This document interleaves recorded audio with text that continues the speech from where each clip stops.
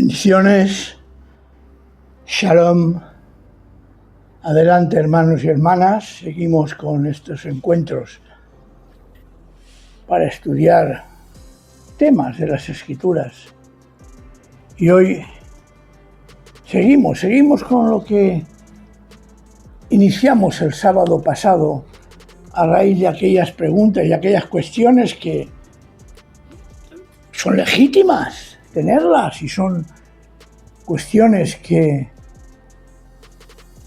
nos llama la curiosidad. La resurrección, cómo será, qué cuerpo tendremos, etc. Y si os acordamos, hicimos una pequeña introducción contemplando la situación que rodeaba al Señor Jesús en aquel momento. Hablamos de varios grupos, sobre todo los principales, los fariseos, que creían en la resurrección, y los saduceos que no creían en la resurrección. Evidentemente no quise meterme con otros grupos como los celotes, los publicanos, los escribas, porque bueno, estaban allí y cada uno tenía sus convicciones. Esencialmente, yo pienso que hay una escena protagonizada precisamente por los saduceos, que no creían en la resurrección, que nos puede abrir la ventana a una cuestión candente. En varios lugares está, en Mateo 22, 23, en Marcos 12, 18 en adelante y en Lucas 20, 27. Vamos a tener presente en la Escritura, en el Evangelio de Lucas. Y es aquella situación que con toda mala idea quieren poner una trampa a Jesús, como diríamos hoy, para que se moje, con lo cual originaría, depende del bando o de la postura que él tuviera, la enemistad con un grupo o con otro. Se le acercan, dice, estoy teniendo aquí presente el texto, dice Lucas 20, 27, dice, también se acercaron, fijaos el detalle, también se acercaron algunos de los saduceos, y el texto nos dice que dicen no haber resurrección, y le preguntaron. La pregunta que ella es una pregunta trampa, es una pregunta que quiere poner en evidencia a Jesús. Y le preguntaron diciendo, maestro, que fuera real este hecho o no, hay que verlo. Pero la cuestión se le presenta.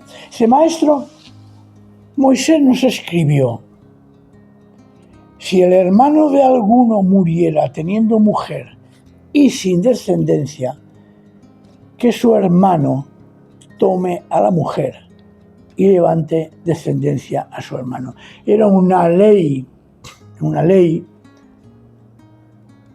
dada en su momento por Dios a Moisés, pero que curiosamente, y quizás algún día lo tratemos, hay una situación concreta que tenemos en Números, capítulo 27, en que unas hijas, no había ningún varón, su padre muere, dice el texto de Números, por su propio pecado, es decir, y no hay descendencia de varón para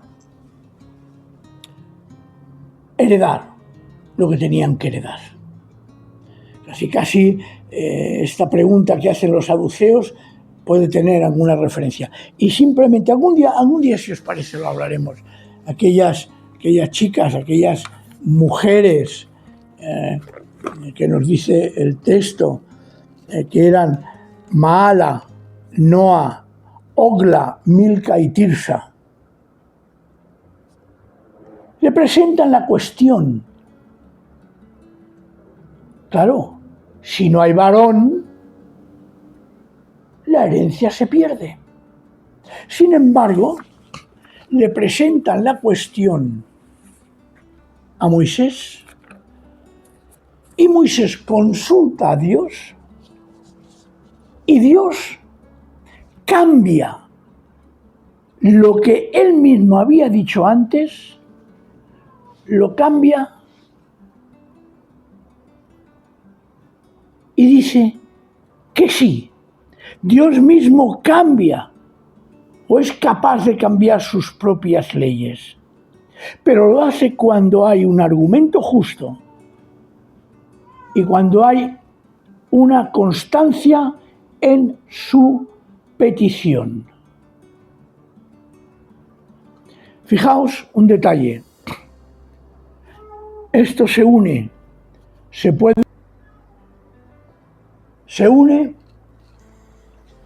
o se puede unir a esta cuestión que quieren hacerle los saduceos. Recordar también la historia de Ruth, como precisamente esa costumbre de que la mujer que ha muerto, el varón, su marido, puede y debe buscar a un pariente cercano para dar descendencia. ¿Os acordáis, por ejemplo, el hecho de Tamar? También está dentro de esa línea. Pero bueno, esto es otro tema que ya iremos viendo más adelante.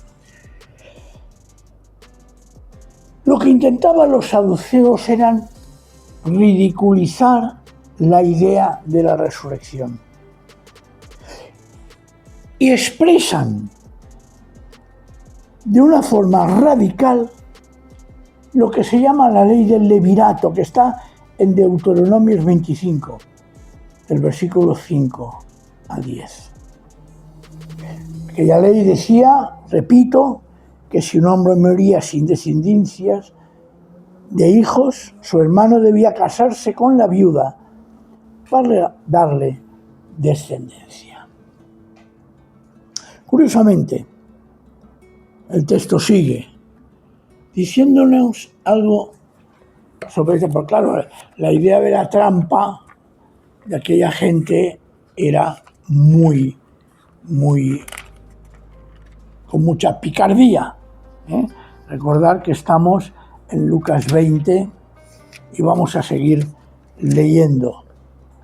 Dice, eran pues 7 hermanos, y el primero, habiendo tomado mujer, murió sin hijos.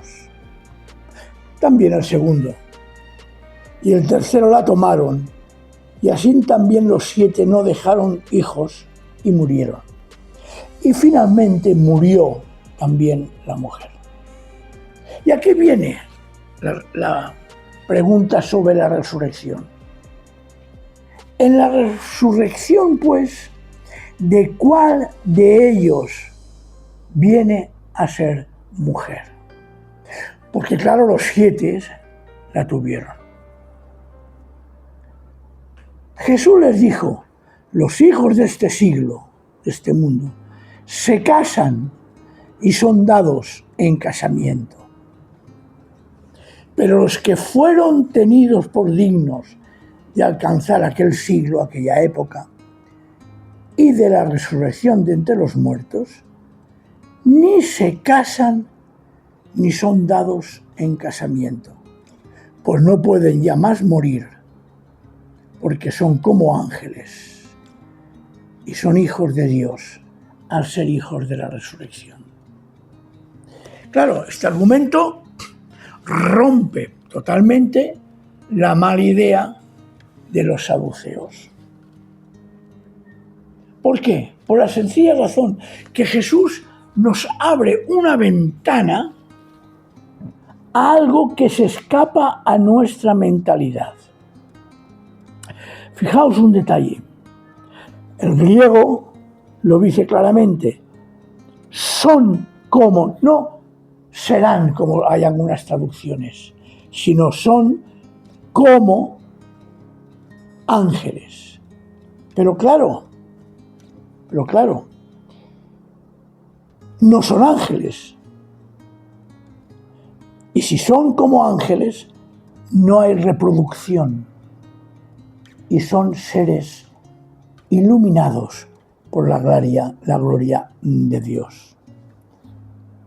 Y para hablar de algo que yo considero interesantísimo aquí, en esta reflexión que hace Jesús, nos traslada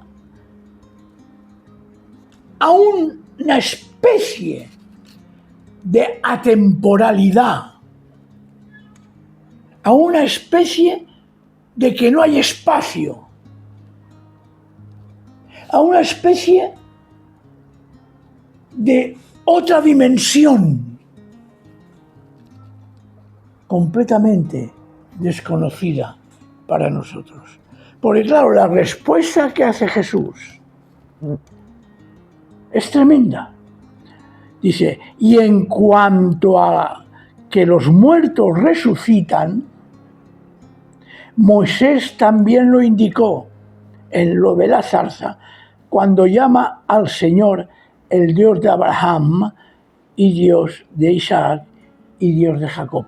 Y dice algo que es tremendo. Así que no es Dios de muertos, sino de vivos, porque para Él todos viven. ¿Qué nos está diciendo? Que aunque uno muera aquí en este mundo, delante del Señor estamos vivos. Delante del Señor no perdemos lo que somos. No dejamos de ser lo que somos, sino que estamos vivos, porque para Él, dice el texto, todos viven. Para Él, todos viven. Porque no es Dios de muertos, sino de vivos. Porque en aquel lugar, ni espacio o tiempo, llámalo como quieran, en aquella dimensión, que desconocemos totalmente, en aquella dimensión, los valores son diferentes a los nuestros. Los valores no son, ni podemos imaginar cómo va a ser. Por eso, cuando estudiamos y vamos a adentrarnos en el tema con 1 Corintios 15 sobre la resurrección, es algo que ya de entrada tengo que decir, se nos escapa. Que no hay nada que podamos decir, esto es así y se acabó. ¿Por qué? Porque realmente Jesús, cuando resucitó, como primicia nuestra, fue el primer resucitado de entre los muertos. Un día hablaremos de lo que realmente se interpreta sobre Enoc o Elías, o si Cristo fue el primer resucitado. No puede ser ni antes Elías ni Enoc. Pero bueno, eso es otro tema. Es decir, lo que hoy quiero que quede claro, que nos quede claro, es lo siguiente. Cuando hablemos de resurrección, vamos a hablar de algo que se escapa totalmente a nuestra lógica y a nuestra mente. De algo que no vamos a entender plenamente, aunque tengamos algunos puntos de lucidez, que es algo que ha de estar basada en esto que nos enseña Jesús, que Dios no es Dios de muertos, sino de vivos, porque para Él todos viven. Que cuando hablamos de vida eterna y empezamos a hablarla aquí, va a haber una continuidad después de nuestra muerte física. Que la resurrección va a ser algo que de momento no tenemos ni la más remota idea de cómo, con qué cuerpo y cómo va a ser. Esta pregunta, este tema que nos habla Lucas y que le presentan a Jesús, nos da la luz, una luz de prudencia, de no dogmatismos, de no verdades absolutas. Yo quisiera que hoy nos quedásemos con esta tremenda frase para meditar y pensar un poco cómo será nuestra resurrección, cómo ha sido o es o será la resurrección de los hijos de Dios, de aquellos que nos han antecedido en la fe, y cómo será aquellos que vendrán después y cómo será la nuestra. Quedémonos hoy con esta frase. Dios le dice a Moisés: yo soy el Dios de Abraham, el Dios de Isaac y el Dios de Jacob. Seres que en su momento murieron, pero sin embargo viven delante de Dios. Y sigue con esta frase que quiero y deseo que quede grabado: Él no es Dios de muertos, sino de vivos. Porque para Él, para Dios, todos viven. Todos vivimos para Dios. Vamos a dejarlo así. Y si el Señor lo permite, el próximo sábado, entraremos ya en la primera carta a los Corintios, en el capítulo 15, pero entremos descalzos a la presencia de Dios, a considerar estas escrituras, para hacerlo con respeto, con cariño, con amor, con seriedad, con rigor y sin intentar en absoluto hacer decir al texto lo que nosotros nos imaginamos o deseamos, sino que el texto nos diga lo que el Señor quiere de nosotros. Así que, hermanos y hermanas, si el Señor lo permite, hasta el sábado próximo. Am Israel Chai.